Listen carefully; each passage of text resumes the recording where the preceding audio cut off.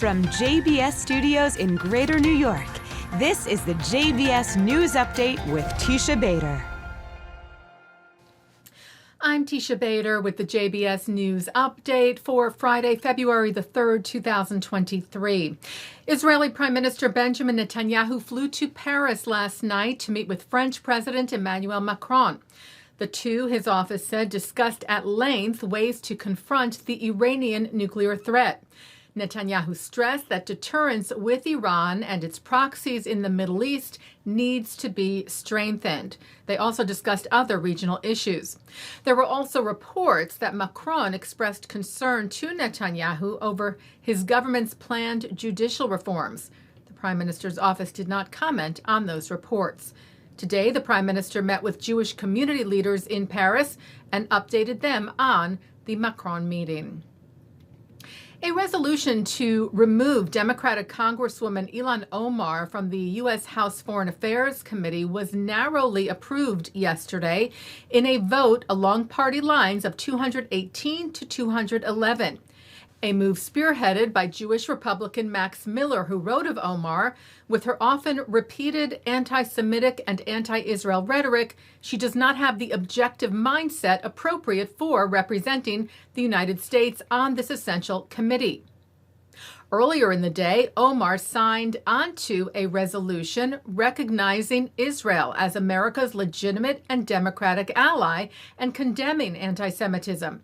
That was introduced by Jewish Democrat Josh Gottheimer, who has himself criticized Omar over some of her past remarks, some of which she has apologized for.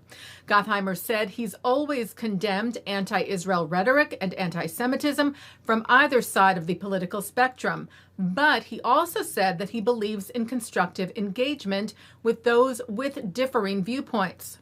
Gottheimer wrote, "It is no secret that over the years I have been unabashedly critical about Congresswoman Omar's past comments, but it is an enormous step forward that Congresswoman Omar has signed onto this congressional resolution," saying his hope is that the resolution will especially impact those who look up to the Congresswoman and help reinforce the importance of rejecting reflexive anti-Semitism and historic tropes and seeing Israel as a key historic democratic ally of the United States. Omar, by the way, hours after the vote to remove her from the House Foreign Affairs Committee, tweeted, "My critique of our foreign policy, Israel's policy towards Palestinians, or that of any foreign nation, will not change." The Republic of Chad opened a new embassy in Israel yesterday.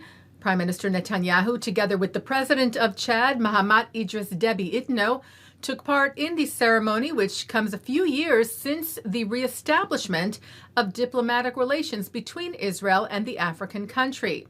Chad had severed ties with Israel back in 1972 over pressure from Libya's Muammar Gaddafi. Netanyahu's office saying the historic event yesterday follows a number of steps taken over the years, during which Netanyahu visited Chad and met with then-President Idris Deby, the current president's late father. Netanyahu noted yesterday this was another sign of the continuing expansion of Israel's relations with nations in the region. We are strengthening our friendship and our common interests in pursuing peace and security and prosperity. Chad's neighbor to the east, Sudan, may also be on its way to making history with Israel. Israeli Foreign Minister Eli Cohen made a historic visit to the capital of Khartoum and met with the Transitional Sovereign Council of Sudan General Abdel Fattah el-Burhan. Cohen wrote on Facebook the visit was with the aim of reaching the signing of a peace agreement this year. And he noted the great significance of potential peace with Sudan, where in September of 1967, the Arab League Summit met and signed the Khartoum resolutions, with the conclusions known as the 3 no's: no recognition of Israel, no negotiations with Israel, and no peace with Israel.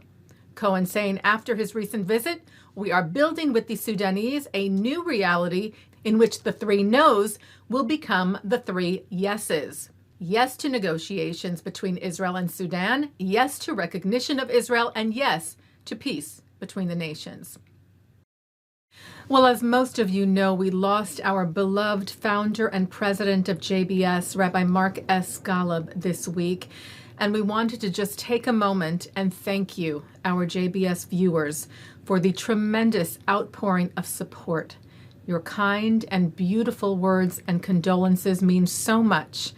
We deeply appreciate them all. Taking a look now at our programming for tonight on JBS for Friday, February the 3rd. Live Shabbat services are coming up from New York City's Central Synagogue, followed by Shabbat services from the Hampton Synagogue.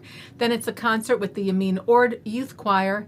And at 9, the film Hate Among Us, featuring unique perspectives on anti-Semitism.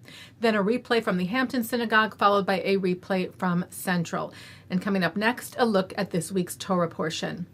And that's the JBS News Update for Friday, February the 3rd, 2023. I'm Teisha Bader. Stay healthy, stay well, and Shabbat Shalom.